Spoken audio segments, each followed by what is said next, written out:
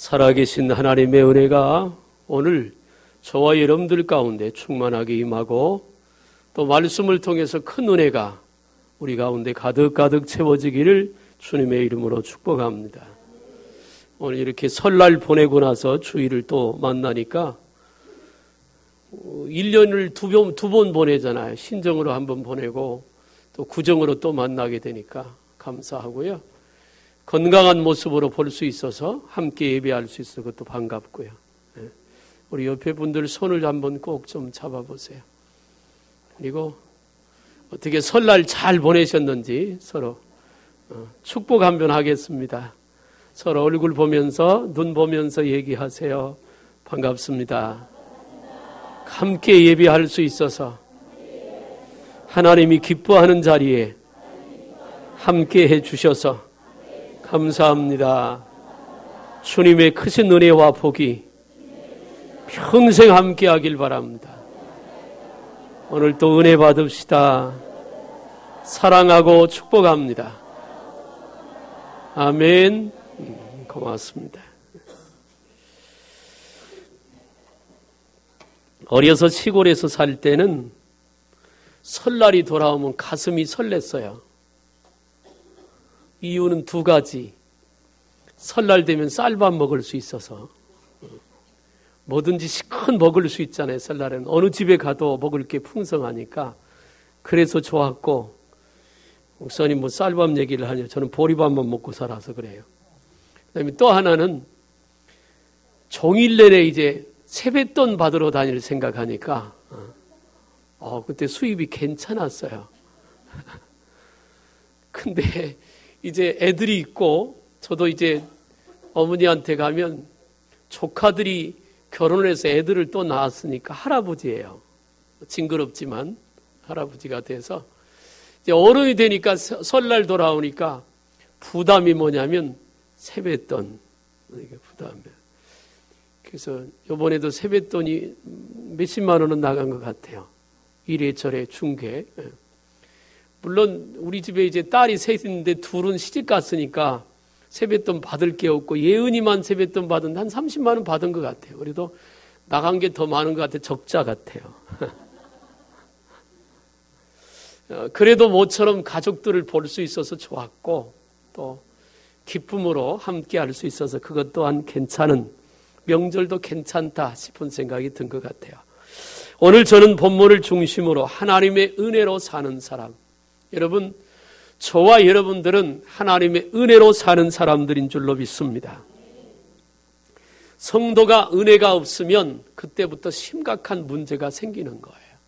그래서 오늘 명절을 보내면서 아마 정말 은혜롭게 보낸 분들도 여기 있겠지만 좀 불편함으로 은혜 갖고 출발했다가 길가에나 혹은 찾아간 사람들 관계를 통해서 은혜를 쏟아버린 분도 있을 거고, 혹은 이 명절을 꼭 보내면서 믿음이 약간 흔들리는 그런 사람들도 없지 않아 있습니다. 그래서 오늘 말씀을 통해서 저와 여러분들에게 은혜가 충만하게 되기를 주님의 이름으로 축원합니다. 기독교를 은혜의 종교라고 합니다. 은혜라고 하는 말은 거저 주었다, 거저 베풀었다, 거저 받았다, 그런 뜻이에요. 로마서 3장과 4장에 보면 값과 은혜에 대한 얘기가 기록되어 있습니다. 값은 뭐냐? 대가예요. 너 이만큼 했으니까 이만큼 네가 받는다, 그런 거예요. 그건 심는 대로 거두는 법칙을 따라 적용이 됩니다. 값. 그럼 로마서 3장과 4장에서 얘기하는 값은 뭐냐? 사람은 죄를 지었으니까 죽는다는 거예요. 죄값을 치러서. 로마서 6장 23절에 죄의 삭은 사망이요. 그 말은 죄의 값은 사망이요. 죄를 지었으니까 그 값으로, 대가로 사망이 왔다, 그 말이에요. 이게 값이에요. 그러면 은혜는 뭐냐? 그 죄의 값으로 죽을 우리를 위해서 하나님께서 인간을 입고 이 땅에 오셔서 십자가를 지고 죽으셔서 우리를 구원해 주시고 그 구원의 은혜를 우리에게 베풀어 주셨으니까 그게 은혜라는 거예요. 여러분, 저와 여러분 모두가 예수를 믿는 줄로 믿습니다. 예수를 믿으니까 이 안에 이 앞에 있잖아요. 예수를 믿는데 예수 믿는 그 자체가 은혜라는 거예요. 에베소서 2장 8절에 믿음은 하나님이 은혜로 주신 선물이다 그래요. 그러니까 내가 예수가 내 죄를 위해서 값을 지불하고 죽으셨다는 사실이 믿어지는 것도 은혜고, 내가 하나님의 자녀가 되어서 천국을 소유할 수 있게 된 것도 은혜고, 부활하신 주님이 성령으로 우리 가운데 임재해 주셔서 우리의 날마다의 삶 속에서 아까 찬양대가 찬양한 것처럼 하나님이 우리와 함께 하시는 것도 은혜인 줄로 믿습니다. 그래서 이 자리에 앉아있는 저와 여러분 모두는 하나님의 은혜를 받은 사람이에요. 할렐루야. 여기 은혜를 입지 않은 성도는 하나도 없어요. 모두가 은혜를 입었어요. 이번 명절에도 큰 대과 없이 이렇게 기쁨으로 얼굴을 볼 수 있는 것도 은혜고, 오늘 이 시간 단대 있지 않고 하나님 앞에 와서 예배할 수 있다는 것도 은혜인 줄로 믿습니다. 성도는요, 은혜가 있어야 살아요.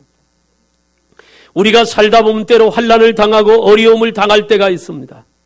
그런데 그렇게 어려움을 당하고 환난을 당할 때도 은혜가 있으면 그것들을 쉽게 이겨나갈 수 있고 견딜 수 있는 힘도 생기고 지혜도 있고 하늘의 능력도 임하게 될 줄로 믿습니다. 그런데 은혜가 없으면 그 파도에 휩쓸려서 같이 고통스럽고 어려운 삶을 살 수밖에 없는 거예요. 자, 내 안에 은혜가 있는지 없는지를 우리가 쉽게 진단해 볼 수 있는 거 있어요.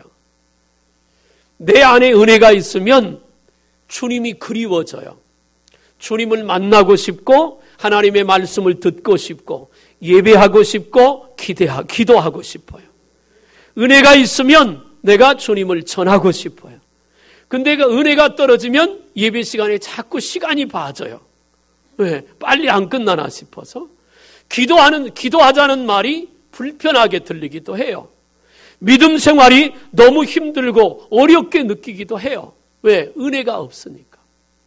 그러나 은혜가 있는 사람은 좀 더 주님 앞에 가까이 가고 싶고 주님을 위하여 헌신하고 싶고 주님을 더 많이 예배하고 싶고 더 많이 찬양하고 싶고 더 엎드려서 기도하고 싶고 내가 만나는 사람에게 나를 구원하신 예수의 복음을 전하고 싶은 거예요. 이게 은혜가 있는 거예요.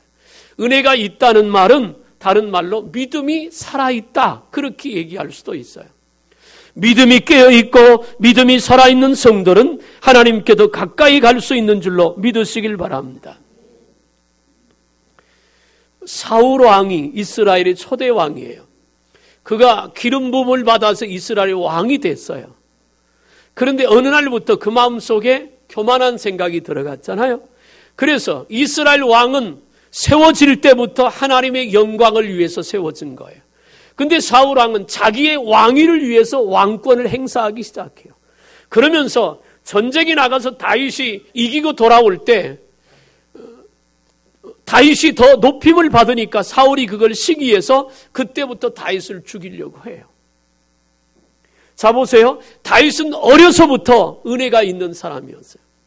블레셋과 전쟁에서 골리앗이 나와서 큰 소리 칠 때 사울 왕과 이스라엘 백성들은 그 앞에서 벌벌 떨며 싸울 생각도 못하고 있어요.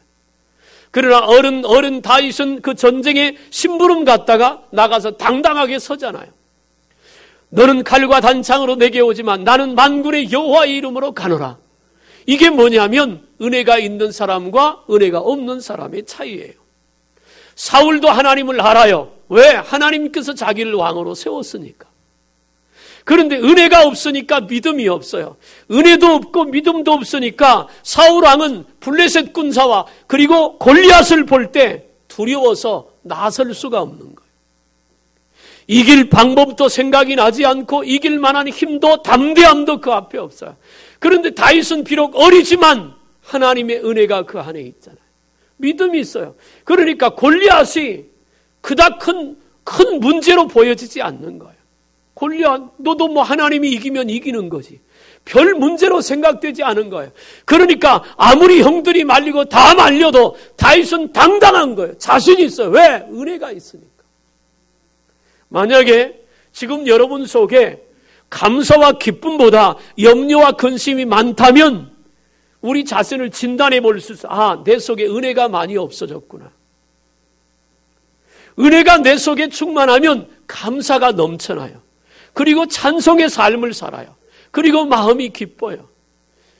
물론 예수를 안 믿는 사람이나 믿는 사람이나 고난과 어려움은 똑같이 와요. 근데 그 고난과 어려움을 대하는 자세가 다르다는 거예요. 은혜가 있고 믿음이 있는 성도는 고난과 어려움이 올 때 그래 한번 해보지 뭐. 나한테는 예수님이 계시니까. 그런 당당함이 있어서 자신감이 있고 확신이 있어요. 그러나 은혜가 없고 믿음이 없으면 무슨 일만 생기면 금방 망할 것 같고 죽을 것 같고 무슨 일이 생길 것 같은 두려움이 생기는 거예요. 나는 저와 여러분들이 그렇게 은혜와 성령으로 충만하게 되기를 주님의 이름으로 축복합니다. 예수님이 집안에 앉아 계실 때 마리아가 300데나리온이나 되는 옥합을 가지고 와서 예수님의 발 위에 붓고 자기 머리털로 예수님의 발을 씻었어요. 그 마리아의 행위는 두 가지예요. 자기가 예수님으로부터 받은 은혜가 너무 커서 주님이 일곱 귀신 들렸던 자기를 고쳐주고 사람답게 살지 못했던 자기를 사람다운 사람으로 바꿔놓으신 그 주님의 사랑과 은혜가 너무 커서 그 주님을 위하여 뭔가 드리고 싶고 하고 싶은데 다른 것 할 것 없고 자기가 가지고 있는 최고의 가치 있는 거 옥합 그걸 깨뜨려서 주님에게 부은 거예요. 그런데 마리아가 그 옥합을 깨뜨려 주님의 발에 묻고 머리털로 자기 머리털로 발을 씻길 때 마리아의 마음속에 그것이 조금이나 아깝거나 서운한 마음은 손톱만큼도 없었어요. 왜냐하면 주님의 사랑과 은혜를 너무 많이 입었으니까. 그런데 그 모습을 보고 있던 가룟 유다가 뭐라 그래요? 막 야단을 치는 거예요. 야, 이 비싼 걸 왜 이렇게 허비하냐? 이거 팔아서 불쌍한 사람 나눠주면 얼마나 많은 사람이 도움을 받겠느냐. 막 여단을 치고 꾸중을 해요. 그랬더니 예수님 뭐라 그래요? 가만두어라. 이 여인이 한 일은 나의 죽음을 준비하는 일이다. 그러면서 가룟 유다를 책망하는 거예요. 이 두 사람의 태도, 마리아의 옥합을 부은 사건과 그걸 책망하는 가룟 유다의 사건을 통해서 은혜가 있는 사람하고 없는 사람하고 차이가 너무 대비되는 거예요. 정말 뜨겁게 주님을 사랑하고 하나님의 은혜를 갖고 사는 사람은 옥합이 아니라 더 중요한 것이라도 주님 앞에 드려도 아깝지 않은 거예요. 가룟 유다의 말은 어찌 보면 이론적으로 틀리는 얘기는 아니에요. 그러나 주님이 정말 원하는 것이 무엇인가를 모르고 하는 말이잖아요. 창세기 22장에 보면 아브라함이 이삭을 모리아산에 데리고 와서 제물로 바치는 장면이 있어요. 하나님이 어느 날 아브라함 불러가지고 아브라함아 내가 내게 준 이삭이 있잖아. 그 아들 데려다가 잡아서 제물로 바쳐. 만약에 아브라함에게 하나님의 은혜가 없었다면 그 자리에서 하나님 앞에 따졌을 거예요. 하나님, 사람도 제물로 받으십니까? 어떻게 그런 일이 있어요? 그 고대 사회에도 구약 성경에도 보면 사람으로 제물로 바친 사건이 있어. 몰록이라고 하는 우상 앞에 사람의 아이를 잡아서 배를 갈라 제물로 바쳤던 사건이 있어요. 그 흰놈의 골짜기라고 하는 그런 예루살렘에서 보면 예루살렘 성전 겟세마네 동산에서 보면 예루살렘 성전 왼편이 흰놈의 골짜기인데 거기가 뭐냐면 바로 그런 사람을 제물로 바쳤던 곳이에요. 그곳을 지옥처럼 예수님이 설명했거든요. 그런데 하나님께서 이삭을 제물로 바치라는 것 도대체 이해할 수 없는 거잖아요. 그런데 아브라함은 어때요? 하나님이 그렇게 이삭을 바치라고 했을 때 고민도 안 해요. 딱 그 말씀 듣자마자 아멘하고 행동으로 옮겨요. 실제로 히브리서에는 이삭을 잡은 것으로 하나님이 받으셨다 그 말이에요. 그러니까 아브라함은 하나님이 말리지 않았으면 이삭을 정말 잡았던 거예요. 어떻게 그럴 수 있어요? 은혜가 있으니까. 하나님의 뜻이면 아멘할 수 있다는 말은 은혜가 있기 때문에 그래요. 은혜가 없으면, 우리 속에 은혜가 없으면, 믿음이 없으면 자꾸 따져요. 계산해요. 이렇게 계산하고 저렇게 계산해요. 한 10년 전에 우리 교회 11조를 왔던 어떤 남자 성도가 이름을 안 써요. 저는 누가 하는지 알지만 11조 봉투에다 이름을 쓰지 않고 헌금을 하는데 꼭 거기다가 이렇게 글을 하나 쓰는 게 있어요. 이게 뭐냐면 드릴 수 있어서 감사합니다. 드릴 수 있어서 감사합니다. 그걸 봉투를 대할 때마다 그렇지. 드릴 수 있는 게 감사하지. 예배할 수 있는 게 감사하고, 내가 이 자리에 앉아 있다는 게 감사하고, 예수 믿는다는 게 감사하고, 내가 주님 앞에 뭔가 헌신할 수 있다는 게 감사한 거예요. 은혜가 있다는 말이잖아요. 근데 어떤 경우, 많지는 않지만, 흔하지는 않지만, 어쩌다 보면 일하는 게 괴롭고, 하나님 앞에 헌신하는 게 부담이 되고, 예배 드리는 것도 뭔 예배가 일주일에 그렇게 많어? 제가 계산해 봤어요. 주일날 세 번, 주일 새벽 예배까지, 주간에 수일 2번, 금요일 기도회, 그 다음에 나머지 4일, 5일 하면은 열 몇 번이에요. 어우, 많아요. 만약에 저한테도 은혜가 없으면 속으로 그럴 거예요. 뭔 예배가 이렇게 많아? 이거 줄이고 저거 줄이고 다 줄이지 뭐. 여러분, 은혜가 있어야 돼요. 그래야 우리가 예배할 때도 하나님이 기뻐 받으시고, 은혜로 믿음으로 드리는 기도에 하나님이 응답하시고 역사하실 줄로 믿으시길 바랍니다. 오늘 본문 시편 31편은 다윗이 말해요. 어려움 중에 있어요. 어떤 어려움이 있느냐면 사울이 군사를 동원해서 다윗을 쫓아온 거예요. 그런 공경에 처했을 때 다윗에게는 하나님의 은혜가 있잖아요. 여러분, 사울 왕에게 5년 반을 쫓겨다녔어요. 5년 반 동안 도망자의 삶을 살면서 다윗은 얼마나 힘들어요. 괴롭고. 어떨 때는 그냥 칼 뽑아 사울을 죽이고 싶고, 죽여도 돼요. 왜냐하면 이미 하나님께서 사울 왕을 폐위시키고 다윗을 왕으로 세웠기 때문에 그럴 수 있어요. 그런데 다윗은 그렇게 하지 않잖아요. 자기가 어렵다고 혈기대로 하지 않았어요. 인간의 생각대로 하지 않았어요. 하나님이 나를 기름 부어 세웠다면 다윗 왕의 시대가 끝나고 하나님께서 그를 끝내고 자기를 그 자리에 앉힐 때까지 기다리겠다고 하는 은혜가 그 속에 있었던 거예요. 여러분 보세요. 믿음이 있고 은혜가 있는 사람은요, 여유가 있어요. 여유가 있어요.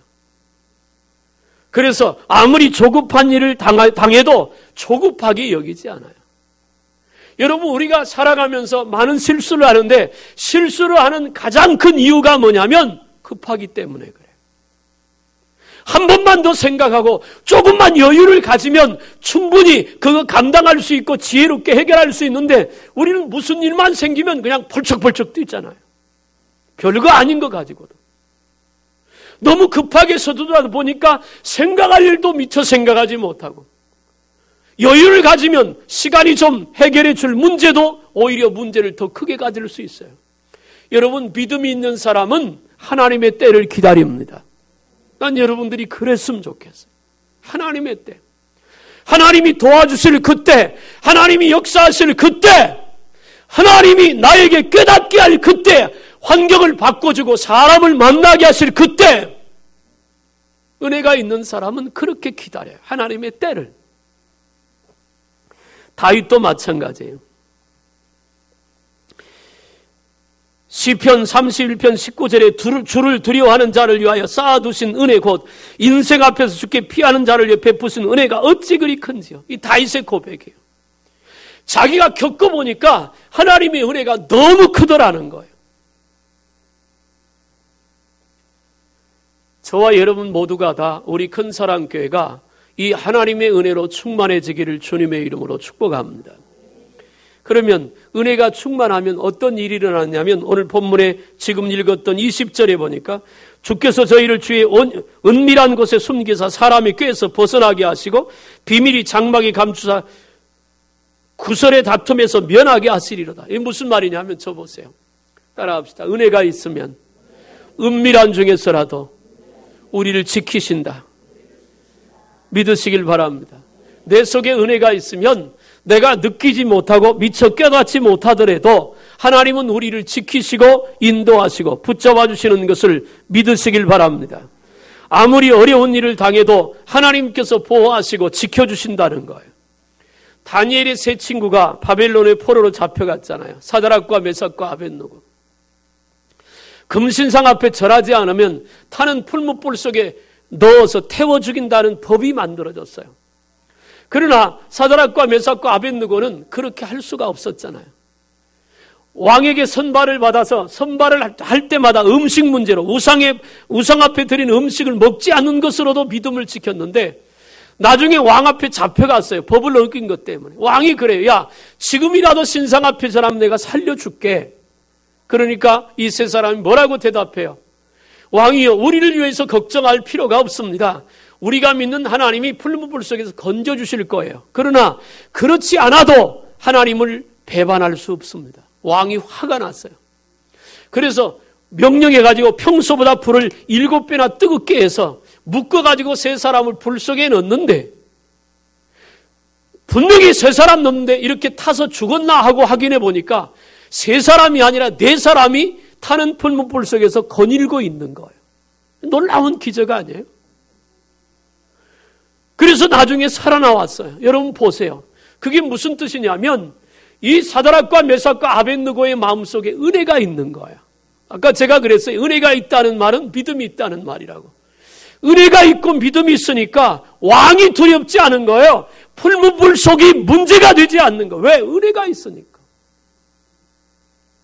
풀무불이 아니라 더한 불 속이라도 하나님이 함께하면 머리털 하나 상치 않을 줄로 믿으시길 바랍니다.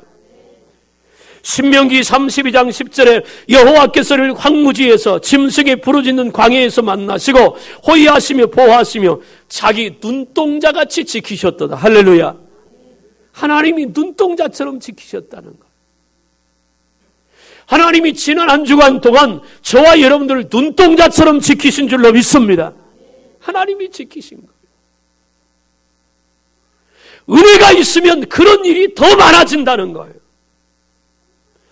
데살로니가후서 3장 3절에도 주는 미쁘사 너희를 굳게 하시고 악한 자에게서 지키실 것이라고 말씀하고 있어요.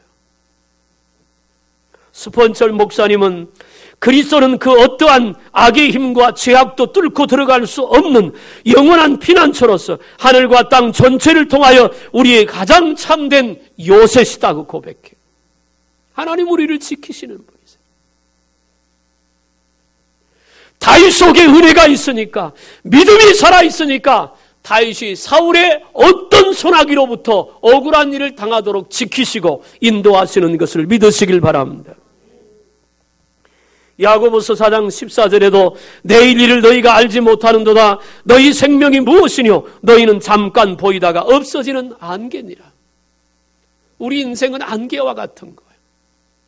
그런 연약한 인생이 하나님의 보호를 받을 때 그때만이 비로소 우리가 승리의 찬송을 부르게 될 줄로 믿으시길 바랍니다. 두 번째는 따라합시다. 은혜 있는 성도에게는 인자를 보이신다. 인자는 누구냐면 예수 그리스도예요. 그게 인자예요. 이 말은 무슨 말이냐면 은혜가 충만하면 삶 속에서 살아계신 하나님을 경험하고 그 살아계신 하나님을 기적적으로 만날 수 있다는 거예요. 마가복음 16장 15절부터 이렇게 말해요. 믿는 자들에게는 이런 표적이 따르리니 귀신을 쫓아내고 새 방언을 말하고 무슨 독을 마셔도 해를 입지 않고 병든 자에게 손을 얹어 병이 나으리라. 할렐루야. 누구에게요? 믿는 자에게.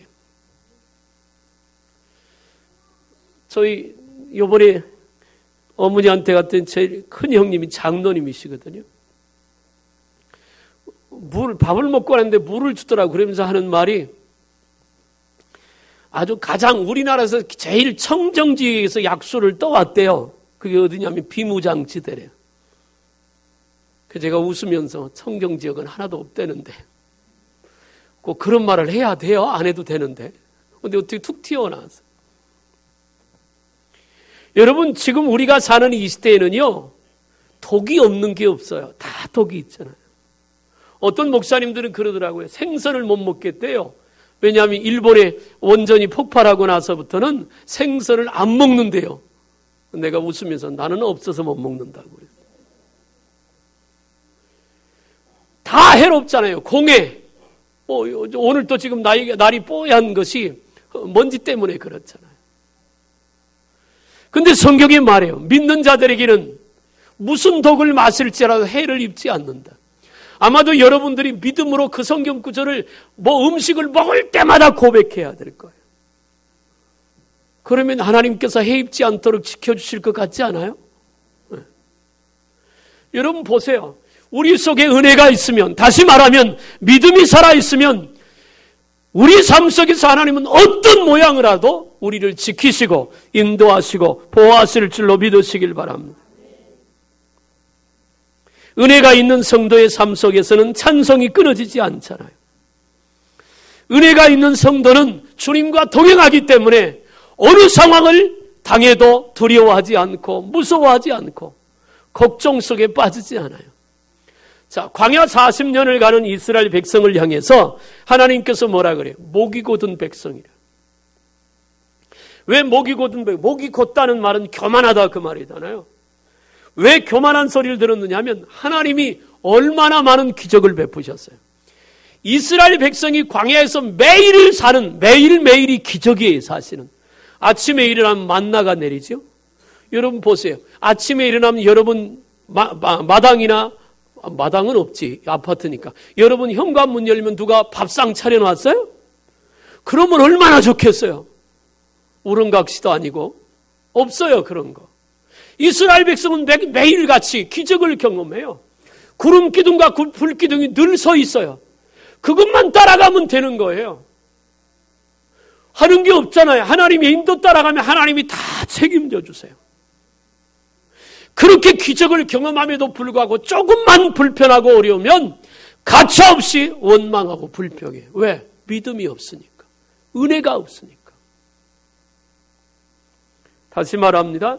내 속에 은혜가 없느냐 있느냐는 감사하며 사느냐 원망하고 불평하고 사느냐 그 차이예요. 엊그제 컴퓨터를 좀 하다가 영국의 어떤 의학자가 우울증에 대한 연구를 한 결과를 내놓았어요. 우울증에 걸린 사람들이 대부분 뭐라고 말하느냐면 당신 때문이고 누구 때문이고 환경과 주변 사람을 탓한다는 거예요. 우울증이. 근데 그 학자는 특이한 이론을 얘기했는데 뭐라고 하냐. 우울증에 걸린 사람의 그 원인은 전부 다 그 사람의 생각에 달려있다는 거예요. 본인의 생각. 그 말이 어떤 일면에 맞는 것도 있는 것 같아요. 나는 저와 여러분들이 살아계신 하나님의 은혜로 살 수 있길 바랍니다. 그러면 그 은혜가 있는 내 삶에 하나님께서 우리에게 보여주세요. 기적을 경험하게 된다는 거예요. 신명기 7장 12절에 모세가 말해요. 너희가 이 모든 법도를 듣고 지켜 행하면 내 하나님 여호와께서 내 열조에게 맹세하신 언약을 지켜 내게 인애를 베푸실 것이라. 곧 너를 사랑하시고 복을 주사 너로 번성케 하실 것이라고 말해요. 하나님의 은혜를 받고 충성하는 사람에게 축복의 열매를 맺도록 하십니다. 시편 107편 8절부터 여호와의 인자하심과 인생에게 행하신 기이한 일을 인하여 그를 찬송할지로다. 저가 사모하는 영혼을 만족해 하시며 줄인 영혼에게 좋은 것으로 채워주실 것이다. 믿으시길 바랍니다. 무슨 일이 있어도 우리 속에 은혜가 메마르면 안 돼요. 은혜가 없으면 안 돼요. 은혜가 없으면 아무런 역사도 아무런 열매도 맺을 수가 없기 때문에 그래요. 영국의 한 젊은 변호사가 있었는데 남보다 출세해야 되겠다고 하는 꿈을 꾸었어요. 마침내 그는 인정받는 변호사가 돼 영국 의사당 앞에다 사무실을 냈어요. 그는 남보다 더 열심히 공부했고 주어진 일에 최선을 다하고자 도서관에 오랜 시간을 연구했어요. 그런데 그렇게 남보다 출세하고 잘하려고 하다 보니까 스트레스가 너무 커졌어요. 명성은 자꾸 높아졌지만 스트레스를 이기지 못해 쓰러졌어요. 병원에 입원했어요.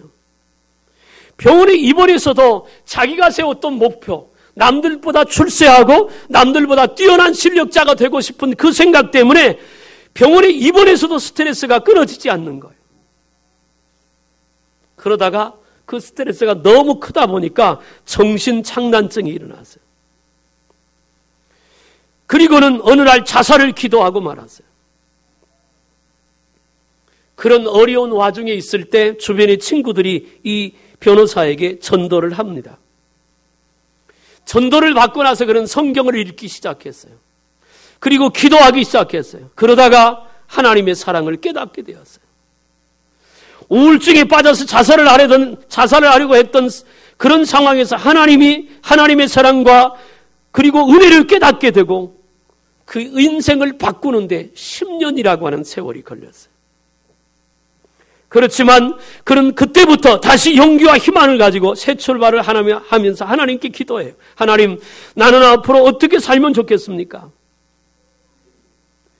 그리고는 그때부터 전폭적으로 자신의 삶을 하나님께 맡기며 믿음으로 살기 시작했어요. 그리고 그때 받은 은혜를 시로 적어서 노래를 만든 것이 전에 시편 찬송가 190장 샘물과 같은 보혈은 임마누엘 피로다. 그 주님의 대속의 은혜를 깨닫고 나니까 자기의 그 출세하려고 했던 것이 너무나 부끄러운 거예요. 남들보다 뛰어나서 실력을 좀 자랑하고 과시하며 살려고 했던 그 교만한 생각이 그 은혜를 받고 나니까 아무것도 아닌 거예요. 사랑하는 여러분, 무엇을 하든지 하나님이 기뻐하실 수 있는 은혜로 할 수 있기를 주님의 이름으로 축복합니다. 은혜로 하지 않고 믿음으로 하지 않는 건 다 교만이에요. 그 다음에 마지막으로 말씀드리고 싶은 것은 한번 따라합시다. 은혜가 있는 성도의 기도는 하나님이 응답 주신다. 오늘 22절을 한번 읽어보겠어요. 22절 시작.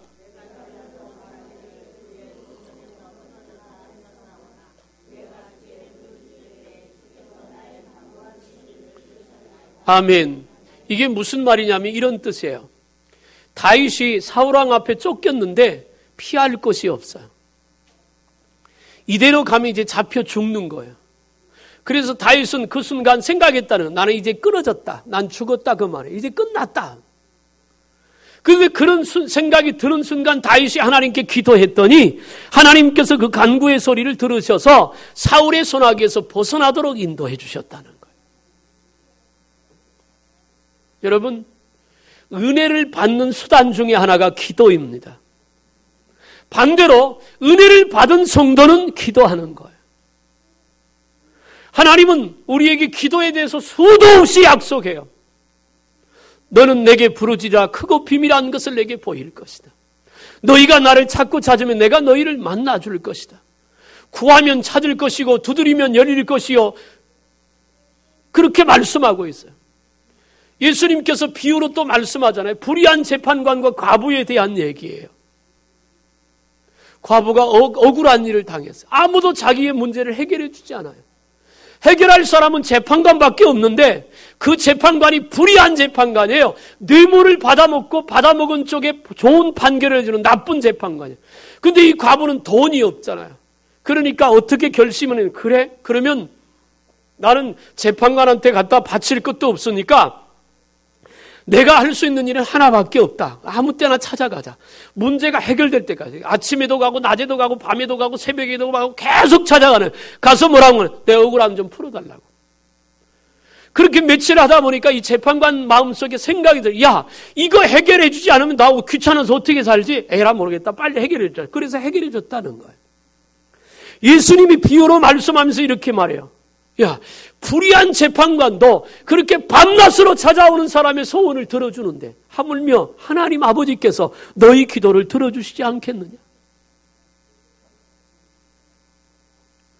다윗이 위기에 처했을 때 하나님께 기도했더니 하나님께서 피할 길을 주신 것처럼 우리가 기도해야 돼요. 나는 이번 명절에 여러분들의 은혜를 다 까먹지 않았길 바랍니다. 근데 모르잖아요. 며칠 지나봐야 알아요. 지금은 잘 몰라요. 며칠 지나보면 믿음을 까먹고 왔는지 은혜를 까먹고 왔는지 그때 드러날 거예요. 근데 드러남이 없이 여전한 은혜가 여러분 속에 충만하길 바랍니다. 그러려면요, 기도해야 돼요. 시편 118편 5절에도 내가 고통 중에 여호와께 부르짖었더니 여호와께서 응답하시고 나를 광활한 곳에 세우셨다고 말해요. 우리의 무엇을 어떤 일을 시작할 때도 기도해야 되고 마지막 선택도 기도해야 돼요. 다시 말하면 시작과 과정과 끝까지 기도로 하나님의 인도를 받아야 된다는 말이에요. 여러분, 기도할 수 있다는 게 복이지 않아요?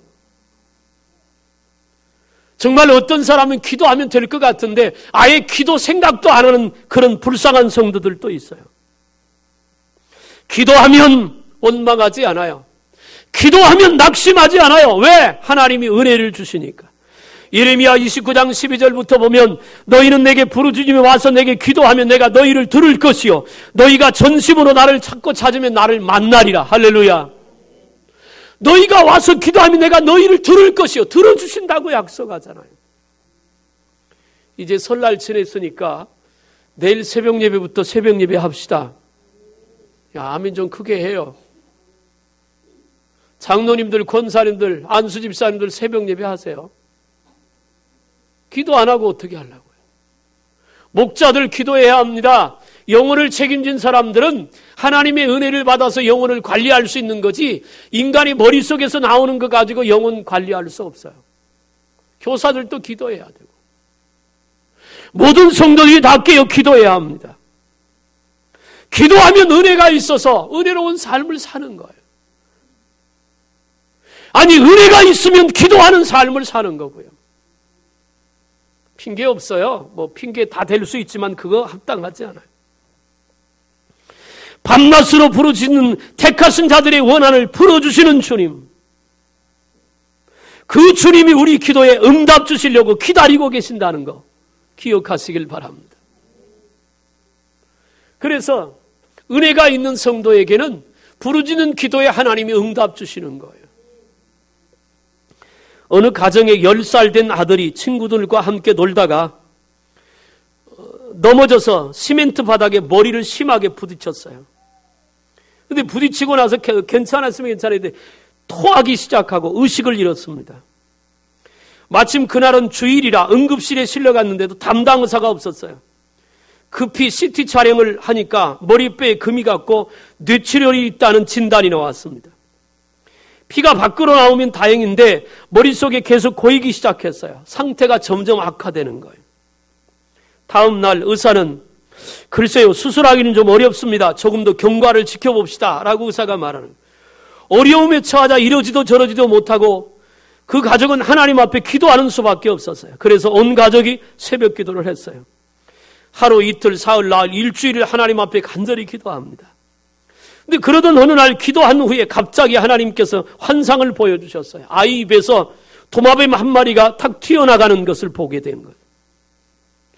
그때 하나님께서 뭔가 역사하시는 것이 아닌가 하고 생각했는데 그래서 목사님을 모셔다가 안수기도를 받고 간절히 기도한 다음에 병원에서 다시 CT 촬영을 했는데 의사가 눈이 휘둥그레져서 말하는 거. 머리에 엄지손가락만한 피가 고였었는데 온데간데 없이 다 사라졌다는 거예요. 결국 그 아이는 아무런 문제 없이 회복됐어요. 사랑하는 여러분, 기도가 우리에게 얼마나 축복인지 몰라요. 하나님이 우리에게 기도라고 하는 통로를 열어주셔서 하늘의 것들을 끌어다가 쓸 수 있고 우리의 아픔과 무거운 짐을 기도를 통해서 하나님 앞에 내놓을 수 있다는 그 은혜가 기도라고 하는 통로 속에 있는 거예요. 여러분들이 인생의 무거운 짐을 지고 갈 때 그 짐을 지고 갈 수 있는 강건함과 힘과 능력이 기도를 통해서 하나님으로부터 우리에게 임하는 줄로 믿으시길 바랍니다. 주님은 살아계세요.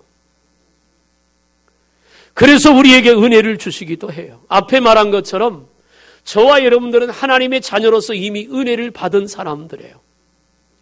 그럼에도 불구하고 왜 자꾸 내 입에서 원망이 나오고 불평이 나오고 뭔가 믿음의 일을 하려고 하면 짜증이 나고 부담이 되고 왜 하기 싫은 생각이 드느냐? 아직 은혜가 충만하지 못하기 때문에 그래요.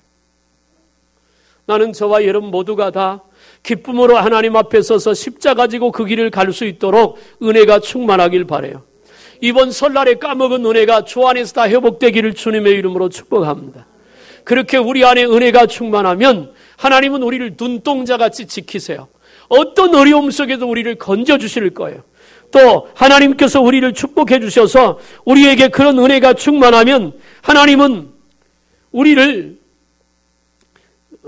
기도에 응답하시고 우리를 지켜주시고 또 주님이 살아계심을 우리 삶 속에서 보여주실 거예요.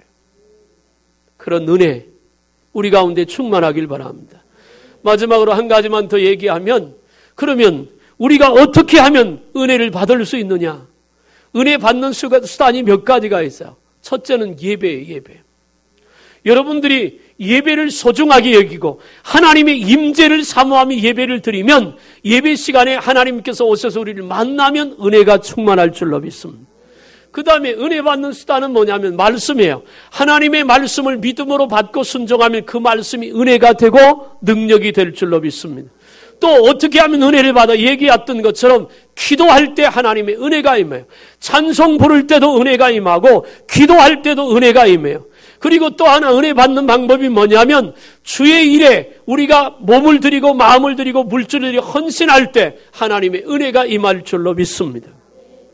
십자가 붙들고 날마다 그 보혈의 은혜와 능력이 성령의 역사하심을 통해 우리 가운데 충만하게 임해서 은혜로 사는 저와 여러분들이 다 되기를 주님의 이름으로 축원합니다. 기도합시다. 살아계신 하나님, 명절을 은혜 가운데 잘 보내게 하셔서 감사합니다. 옥합을 깨뜨릴 수 있을 만큼의 은혜가 우리 가운데 충만하게 하옵소서. 잊어버린 은혜 다시 찾고 잃어버린 믿음 다시 회복해서 이제 더 앞에, 주님 앞에 더 가까이 가고, 그리고 기도해서 날마다 은혜로 믿음으로 승리하는 귀한 영혼들 되게 해 주옵소서. 예수님의 이름으로 기도하옵나이다. 아멘. 310장 찬송하면서 준비하신 내용을 하나님 앞에 봉헌합니다.